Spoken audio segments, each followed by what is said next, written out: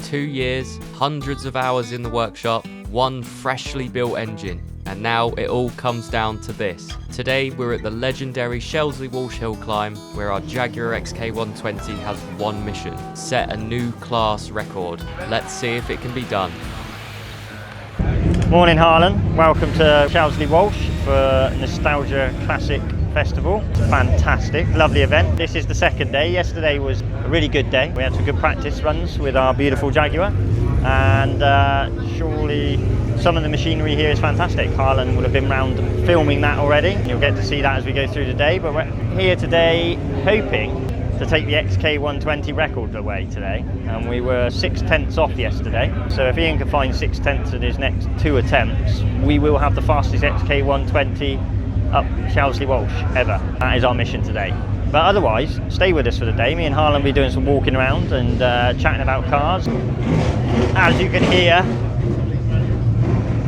the NASCAR boys have appeared now, and they are loud.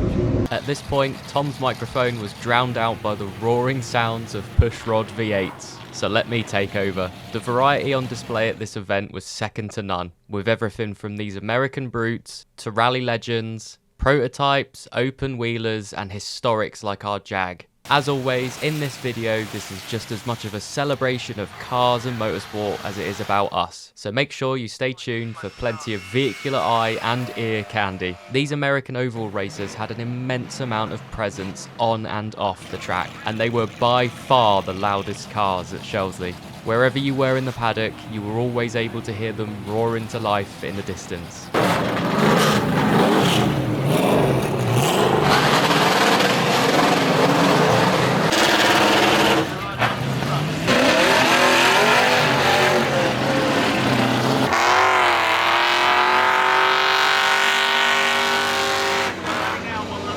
At 11 AM, it was our turn to hit the hill climb. If you missed it last week, this XK120 is now running a freshly built 3.4 litre XK engine. For more info on the car and to watch the build, make sure you check out last week's episode if you haven't already. Until this weekend, Ian hadn't driven this car in over 2 years. Racing at a hill climb event is a hell of a way to get reacquainted with the Jag. Rumour around the paddock is that there's uncertainty as to whether everyone will get another run up the hill, so it's make or break. Now's the time to get it right.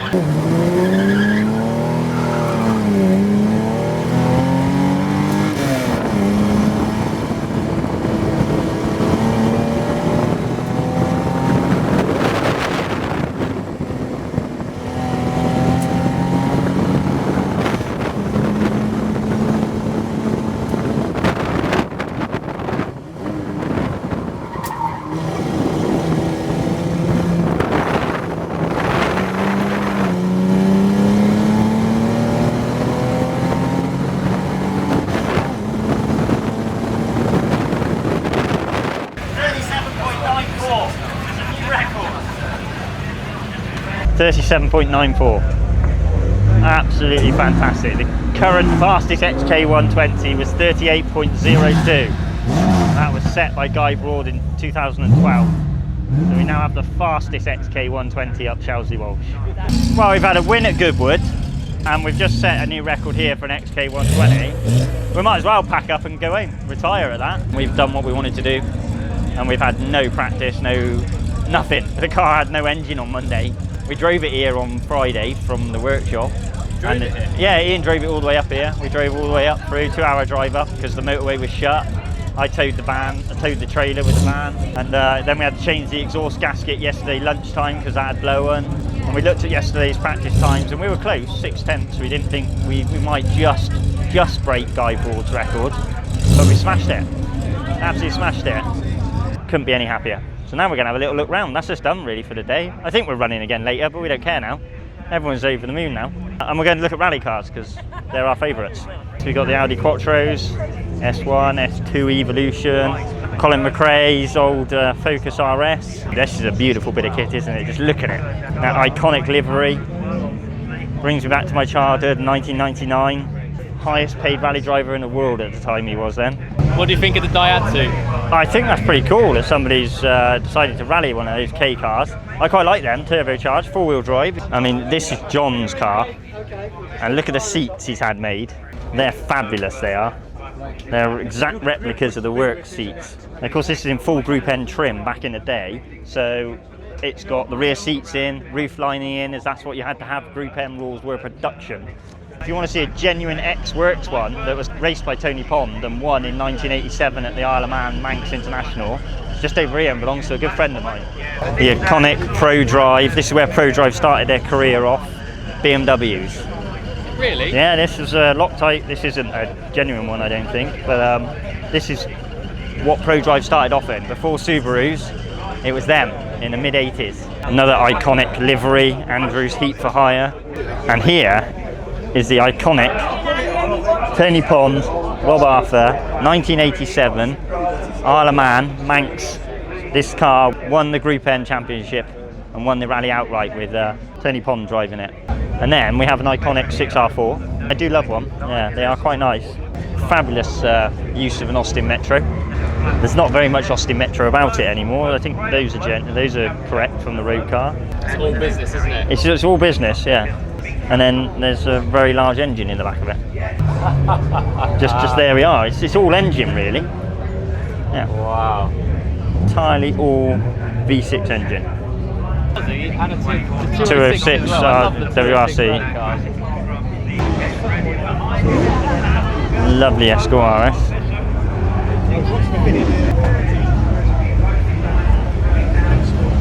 Theo Benjamin's car. This is a lovely iconic two-door Pretzer Type R. Fabulous Pro Drive car. If I remember rightly, it is a Pro Drive one. And you can see carbon fibre, all of this was Pro Drive made. Yeah, full WRC this one. Here we go, yeah. Pro Drive WRC 97. So yeah, this is a WRC car. This was the area where the World Rally cars weren't that much different from a road car.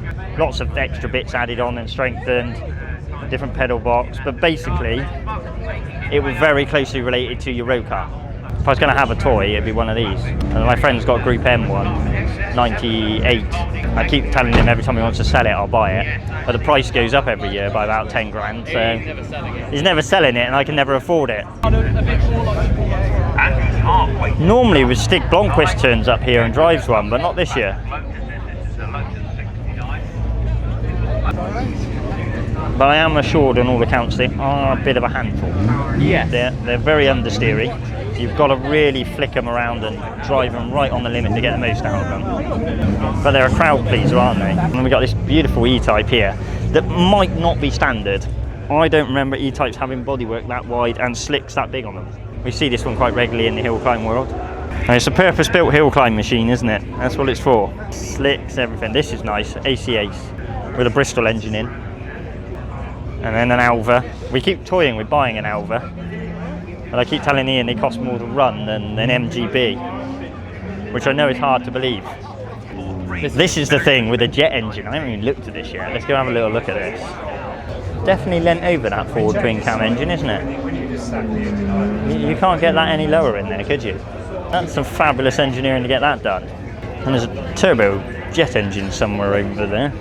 Yeah, now we're into some pre-war, beautiful pre-war stuff. Post-war, motor racing restart. Yeah, they supercharged a lot of things just after the war. Everything had been learnt from aircraft manufacturing, hadn't it? The world's fastest Jensen, you can see here.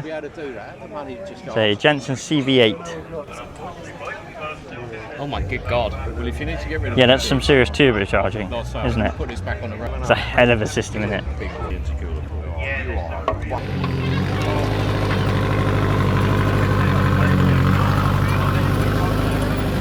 What do you think of the NASCAR stuff, Tom? I would like the engine outer one.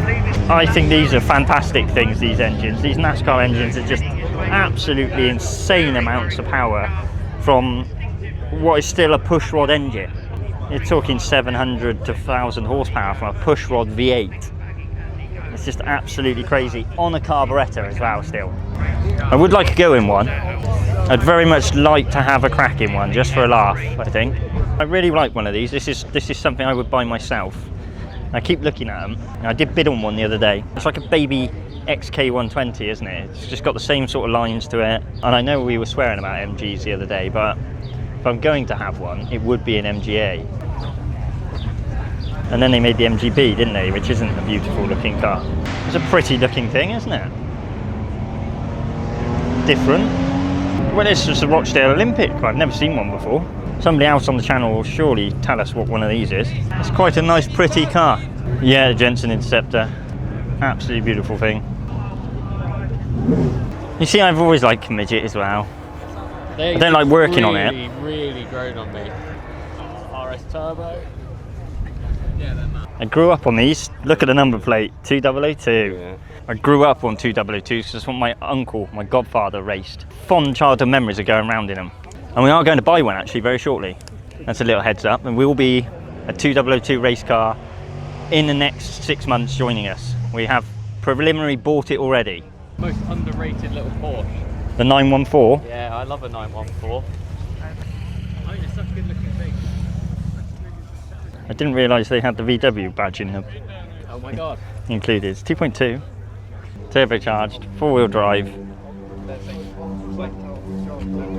What I love about these, if you fold the visor down, a friend of mine had a Calibra 4x4 turbo, and on the visor it says tyre pressure warnings. Because there's no centre diff in the 4-wheel drive system, it says you must not run the tyres within 2 psi, otherwise you'll blow the transmission out the middle. And they had that on the label when you folded the sun visor down.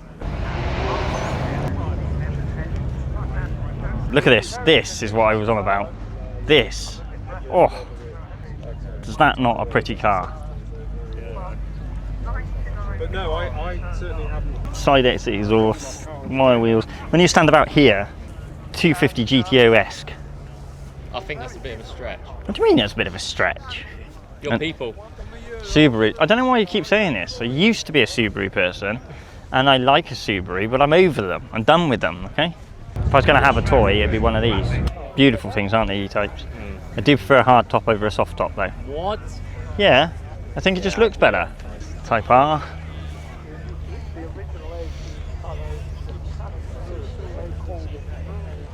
It's nice, isn't it? Unmolested.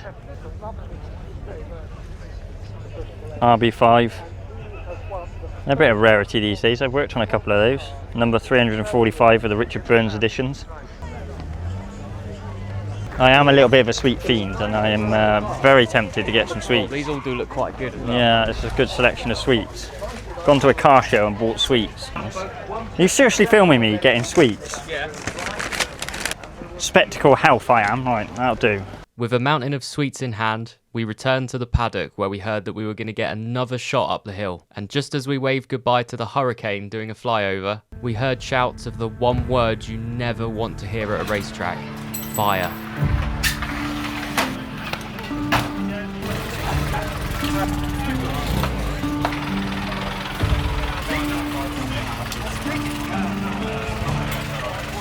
Huge credit to the marshals and attendees for their extremely rapid response. And to the owner of this Alpha, if you're watching, we sincerely hope that the damage is as minimal as it can be, and we hope to see you on track again soon.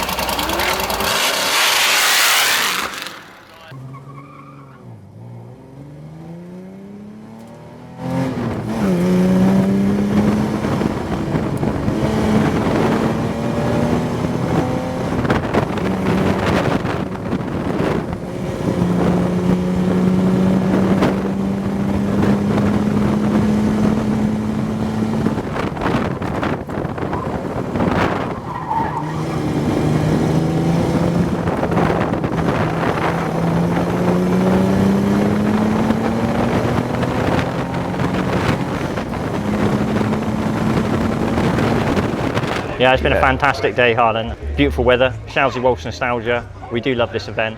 And more importantly, the old girl, Judith here, has done fantastically thanks to brand new engine from Mass Racing under the bonnet there, which has performed superbly, absolutely superbly. And best of all, Ian here has driven fantastically considering he hasn't driven it in 2 years. Yeah, it's been great, hasn't it? Yeah, it's been really good. Beautiful day. Shelsley Walsh Nostalgia is a special event. Shelsley Walsh, as you can see from the paddock, is full of history, culture. It's the oldest motorsport venue in the world, isn't it? Oldest continuously used motorsport venue in the world. Absolutely fantastic. So much variety of cars here. It was amazing, wasn't it? Yeah, some of the cars have just been fantastic. Yeah, we're really pleased with how the car's done. I finally got the hang of driving it up this hill. Yeah, picked it up Friday afternoon. Yeah. Drove it here. in the traffic. She performed. We had some good times yesterday in practice eventually. Yeah, we're starting to get a hang of it in practice. And then we think maybe fastest XK120 ever up Shelsley Walsh. That was the goal, wasn't it? How can you complain? Said that for a couple of years. How can you complain? So, job done. Well done, everybody. Take the record away from Guy Broad and good old Guy. Yeah, well done, Guy. Yeah, He's thanks held it a Guy long for time. giving us a challenge. He's Yeah. held it since 2012. Yeah. If you could leave it before you come back, please, Guy. If you ever see Yeah, this, it's his turn now. Don't come back next year and take this away from us, Do please. it. Go for it. Go for it, So Guy. we yeah. have to have another go as well. Yeah. She's got a bit more in her. I think we could do a bit faster again. Yeah, we've looked at the sector times, and if we Yeah. could stitch them together, there's another 3 tenths, maybe 4 tenths to come out of that, so we could lower the bar a bit more. Well, hold that thought, lads. After the event, we got word that Guy had also set a 37.37 in an XK120, but one with a 3.8 litre XK engine. So the team may need to return to beat that one too. Very Well, much.